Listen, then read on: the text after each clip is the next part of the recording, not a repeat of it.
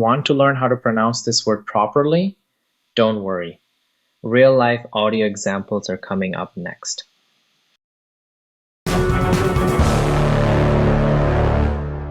Acclaimed Mexican writer-director Guillermo Del Toro was already an established filmmaker by the time he released Pan's Labyrinth in 2006. From a comedic, animated style movie, and that's totally fine. There's nothing wrong with that. But I wanted to see if we can maybe switch it up, change it up a little bit. I'm going with Guillermo Del Toro, a man who loves himself some collectibles.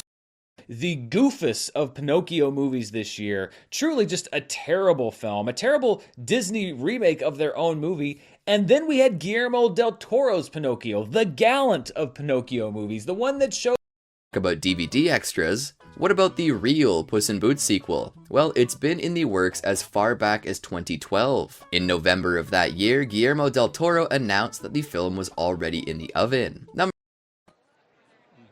Yes, you're right. I do have ESP. I am excited. You mentioned Octavia Spencer. She is in one of my favorite movies of the year, The Shape of Water, directed by the incomparable Guillermo Del Toro. So I'm excited to see.